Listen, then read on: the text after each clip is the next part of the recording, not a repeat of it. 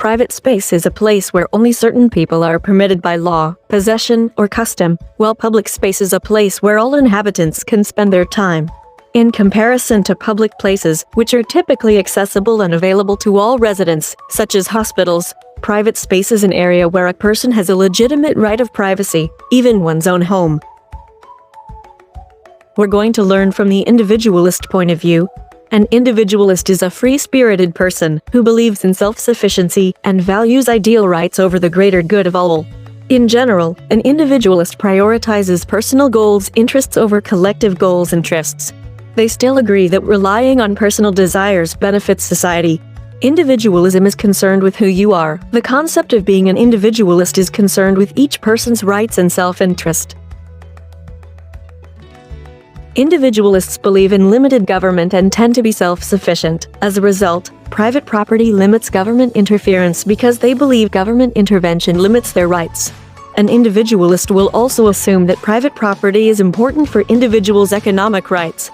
So citizens would have the independence and right to sell goods on their private property at whatever price and in whatever manner they choose.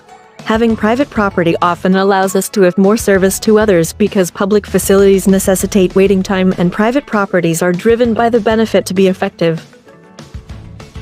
In Canada, for example, hospitals and medical centers are government-owned public buildings.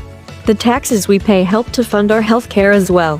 When public places, such as hospitals, become overcrowded, and often you have to wait for a long time just to see a specialist, but as these properties become private, fewer people go to a certain location at a certain time. This way, private lands serve customers by providing the best value possible and still benefiting the owners. The ability and quality of depending on yourself instead of relying on others. Self-reliance is the idea to support yourself no matter what. For example, if someone opens up a company, they are themselves responsible for making it function well, without the help of the government. Self-sufficiency provides a person with happiness and inner harmony, as well as the freedom to make their own choices. When people are self-sufficient, they compete and help the economy develop. Self-reliance stems from the belief that people should be free. They care for themselves when the government as a whole cannot. They do not agree that culture can take care of them. The photos on the right hand illustrate the reasons associated with self-sufficiency. We must be self-sufficient and free to rely on ourselves rather than the government. When people behave with their self-interest, they will make decisions that are safer for society as a whole. Individualists argue that if people work with their self-interest, they will become richer than if they are compelled to do work they do not want to do.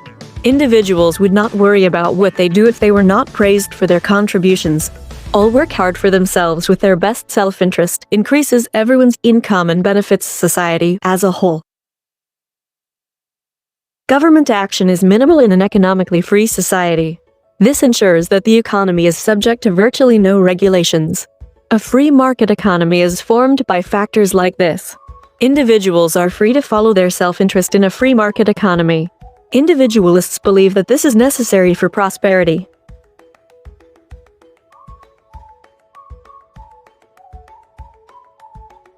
Per year, Alberta spends $10 billion on education, with only 3% of the funding going to private schools.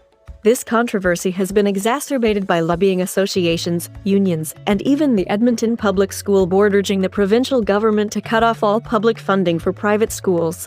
If they're going to be private, they should have a service that is decent enough that people can pay for it. This is the principle of the free market because if they are public, they should get tax funding. After all, if they are private and competing, they can make money themselves. We believe that this economic paradigm is faulty in general. The disparity between rich and poor is much too wide. Capitalism favors the elite, and capitalists also manipulate the proletariat. Humans are also considered to be a poor race because they are selfish. This economic philosophy helps to strengthen that notion.